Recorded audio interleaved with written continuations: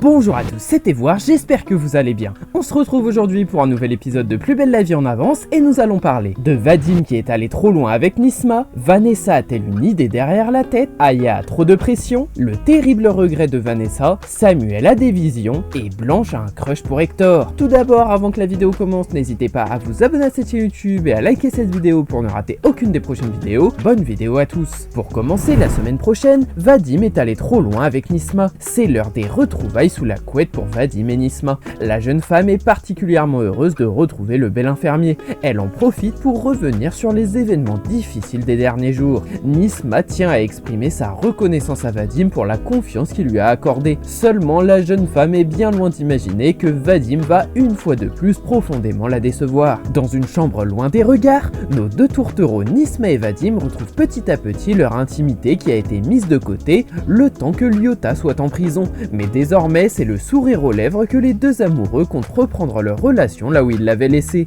même si Nisma avoue à son copain qu'elle est certaine que toute cette épreuve leur a permis d'avancer. En écoutant ça, Vadim sort la tête de la couette et demande un peu plus d'explications à sa dulcinée, car il n'est pas sûr de comprendre ce qu'elle veut dire par là. Et la jeune baillie lui explique alors qu'au moins grâce à toutes leurs péripéties, elle aura eu la chance de rencontrer sa mère pour la première fois et de faire connaissance avec elle, surtout depuis qu'elle a appris pour l'agression sexuelle qu'elle a subie, car maintenant elle comprend mieux pourquoi cette femme était si perturbée. Mais soudain, c'est le choc pour Nisma, car Vadim, tout sourire en voyant la naïveté de sa copine, lui fait comprendre qu'il n'y a jamais eu aucune agression envers sa mère et qu'il a juste tout inventé pour qu'elle accepte d'aller s'occuper d'elle, étant donné qu'elle avait refusé de le faire lors de leur premier parloir. Et ni une ni deux, Bailly saute du lit furieuse et récupère toutes les affaires de Vadim, avant de lui jeter à la figure et de lui ordonner de quitter la chambre, ce qui laisse le jeune infirmier sans voix, lui qui pensait naïvement que sa copine accepterait un nouveau mensonge de sa part. Vanessa a-t-elle une idée derrière la tête? Vanessa a repris ses esprits. La femme d'affaires a laissé la mauvaise humeur derrière elle. Elle est bien décidée à voir les choses sous un nouvel angle. Ulysse s'étonne de cette réaction. Vanessa semble sereine quant à la collaboration d'Hector et Blanche, malgré le rapprochement certain qui s'opère entre ces deux-là.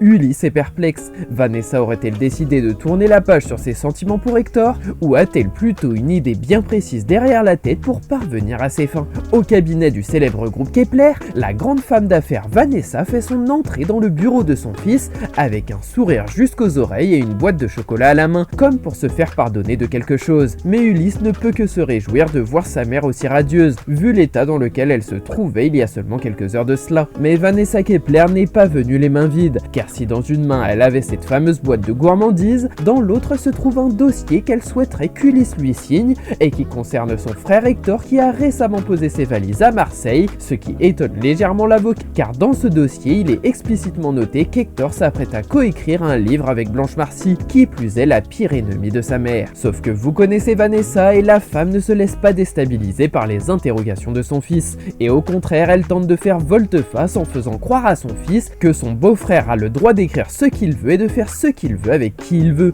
et qu'elle n'a plus aucune haine envers Blanche Marcy, ce qui bien entendu n'est absolument pas la vérité, mais qui devrait paraître crédible aux yeux de ses proches, le temps qu'elle mette son plan machiavélique à exécution. Aya a trop de pression.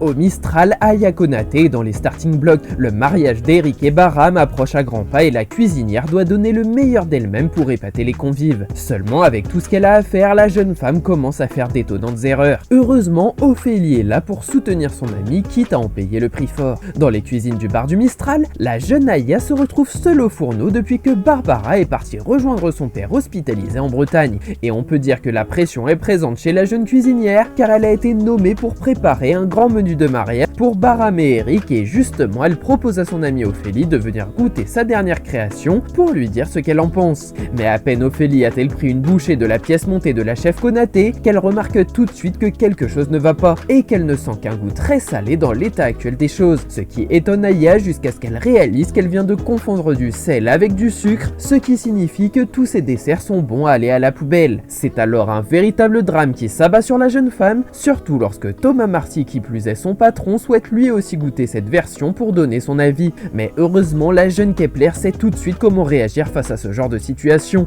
et elle se jette alors sur tous les petits gâteaux avant de les manger d'un seul coup, ce qui sauve son amie d'une grande dans laquelle elle a bien failli plonger si Thomas n'en avait ne serait-ce goûté qu'une seule miette. Même si la pauvre Ophélie est sur le point de vomir tout ce qu'elle vient d'ingurgiter, on peut au moins dire que c'est un mal pour un bien, car Aya semble désormais prête à se ressaisir et à proposer un menu digne de ce nom, en apportant une touche personnelle à ses préparations afin de rendre le mariage d'Eric et Barham inoubliable. Le terrible regret de Vanessa. Blanche Marcy encourage Hector Kepler à replonger dans ses souvenirs les plus douloureux. En effet, pour écrire les mémoires de l'aventurier, elle a besoin d'un maximum de détails. Alors Hector se laisse aller à la confidence. Il confie à Blanche une histoire d'amour tragique, une femme dont il était éperdument amoureux mais qui lui a brisé le cœur. Si Blanche se laisse attendrir par ces mots, elle est bien loin d'imaginer qui se cache derrière la mystérieuse amante d'Hector. À l'association du Pavillon des Fleurs, Hector, le beau-frère de Vanessa Kepler ainsi que Blanche Marcy travaillent d'arrache-pied sur l'écriture du recueil de voyage du grand aventurier. Et l'anecdote du jour est celle où Hector a fait la rencontre d'une femme magnifique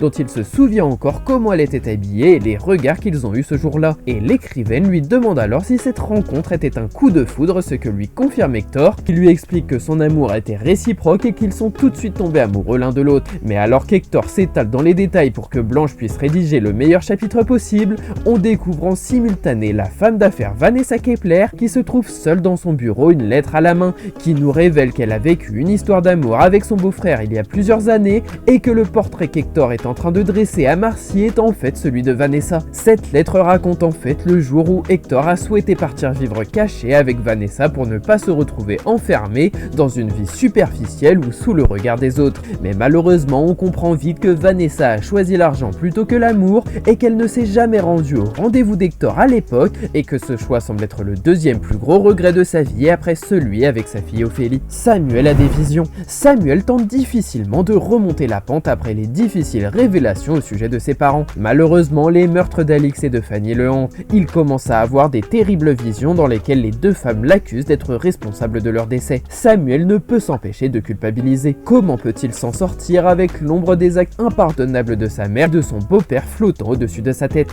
Dans un parc isolé de Marseille, le lieutenant Samuel Gaillet tente de vaincre ses démons en se défoulant à travers un footing intense en solitaire, mais alors qu'il s'accorde une petite pause pour reprendre son souffle, le jeune homme a de nouveau des visions qui le hantent. Et après avoir aperçu son ex-défunte Fanny, il croise cette fois-ci Alix Menton, la jeune femme retrouvée morte de la même manière et qui énonce tout ce que Samuel a raté avec elle qui aurait pu la sauver. On peut le dire, Samuel va vraiment très mal ces derniers temps. Et après Alix, c'est au tour de Fanny de réapparaître dans l'esprit du policier. Et les deux femmes lancent alors leurs 4 vérités à Gaillet en lui faisant remarquer que tout est de sa faute et que même si l'assassin est bon, le vrai coupable c'est lui car il n'a pas su rendre honneur à son rôle de gardien de la paix. Et même si toutes ces phrases ne sont que sorties de l'imagination de Samuel, ce dernier semble très impacté par ces mots et s'en veut d'avoir été si égoïste en ne découvrant pas la vérité plus tôt. Enfin, la semaine prochaine, Blanche a un crush pour Hector. Blanche Marcy prend plaisir à raconter à son amie Luna Torres le travail qu'elle entreprend avec Hector Kepler.